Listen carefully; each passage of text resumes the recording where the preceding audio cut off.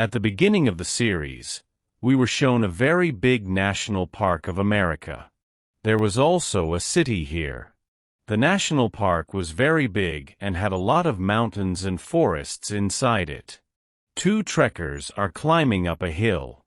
They had tied themselves very strongly because if they did not do so, they could fall from a great height and get killed. One of them looked up where a girl was falling down and fell on their rope. Now both the trekkers were about to fall down.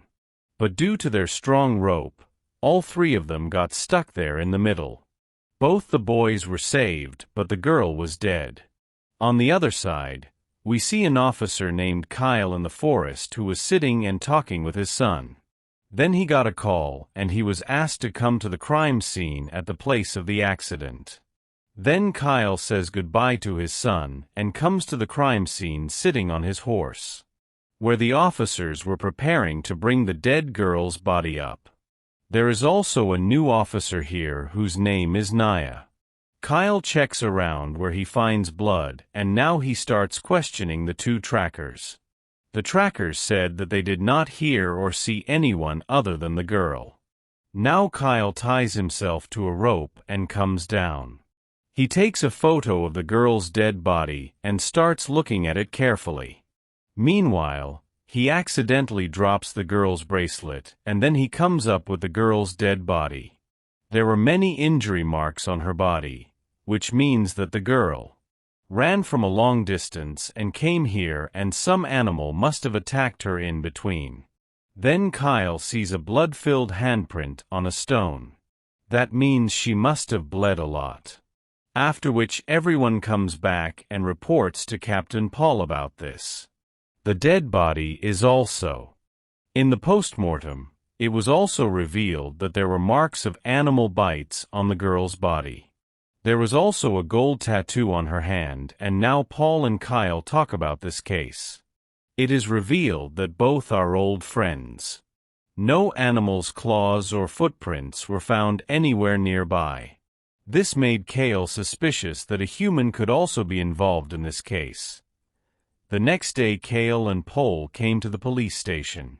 The mayor said to solve this case as soon as possible because 5 years ago a rich man disappeared in the forest, and both of them could not solve his case. Now, another life has been lost. Solve it quickly, said the mayor, or else people will start fearing to come here to our national park. If that happens, our business will decrease greatly. The mayor told Kyle to talk to the rich man's lawyer, but Kyle hated that case. That night, while coming down the hill, Kyle found a bracelet. At midnight, he called his ex-wife and said, "I will see the starry night after 2 days with my son." Hearing this, his wife Danny understood that he was lonely. She asked him to sleep and disconnected the call. The next day, Naya came to Kyle's house because she was going to work with him on this girl's case. But they had not yet found out the girl's name. Both of them set out on horses to find out about the girl and came to the forest. They reached the place below the mountain where the girl had gone up and started investigating. They found a hut which was empty. Inside were blood marks, showing that the girl had come and hidden there after being injured and had bandaged her leg. Apart from this, there were many other strange marks. Kyle took photos of them. They had to find out whether the girl was from their city or from outside. Moving forward, Kyle found a bullet that had been fired at the girl. He confirmed with the doctor that she was indeed shot in the leg, meaning she was running from someone. Back at the station, Danny asked Kyle about his late-night call. Kyle replied that he was just thinking of her. He confessed he was serious about solving the dead girl's case and suspected it was intentional murder. Danny told him to take care of himself. Naya was playing with her son at home. It was revealed both of them lived alone in the same city. Danny called Paul and said to take care of Kyle, since he had disturbed himself and her by calling at night. Paul invited Danny to his anniversary party on the weekend. Kyle was thinking about the strange marks. The next day, he met a local man who was his old friend and took care of the forest. Kyle told him about the dead girl. At night, Naya was searching through the dead girl's belongings when her husband sent her threatening messages, saying he was coming to take their son. This frightened her. Meanwhile, Kyle sat outside with his son under the stars, but then it was revealed his son had died 6 years ago. Kyle still thought and talked to him as if he were alive. Danny, on the other hand, was sad too, remembering their son. We then see a flashback, the dead girl washing herself in the forest. She looked fine, packed her bag, and dropped some drug pills with a tattoo-like mark on them. Suddenly, someone fired a bullet that hit her leg.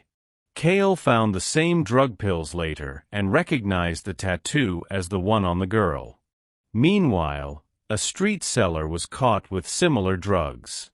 When confronted, the seller got scared and denied knowing anything. Kyle showed him the girl's photo and her tattoo. The seller promised to find out more. Kyle then went to a hotel and met a waitress friend. Paul arrived too, and they talked about the dying girl. Both were frustrated by the mayor's pressure. Paul advised Kyle to stop calling Danny and to move on, but Kyle refused. Later, the rich man's lawyer came to question Kyle. When she brought up his mental state and the death of his son, Kyle became angry and walked away. Remembering pulling his son's dead body from the river, he broke down. Naya arrived with results from the autopsy. It showed the girl wasn't intoxicated. Kyle decided they should question locals. After traveling 4 hours, they reached a group of homeless hippies in the forest. Kyle asked them about drug dealers, and one mentioned someone who went missing in the woods. When Naya showed them the girl's photo, one woman seemed to recognize her, but the others stopped Naya. Kyle realized the hippies knew something. Next, Kyle met Dex, an old friend living deep in the forest. He asked about the dead girl, but Dex denied knowing anything. Kyle took Dex's gun and fired it to match bullets. Dex was offended, and Kyle left. Meanwhile, the cellar boy went to a tattoo artist. The artist denied making the girl's tattoo and warned him to leave town. Later that night, the boy was strangled to death by a mysterious killer. Kyle, unsatisfied, continued the investigation and learned Lucy's stepfather wasn't her biological father. A boy told him Lucy had once lived at a church in Nevada City. Kyle went there, finding a ruined church and an old woman who finally revealed the truth. Her husband, a priest, used to imprison children in the church basement under the guise of charity. Lucy was one of them. She had vowed that her policeman father would come for her, but before that could happen, she escaped.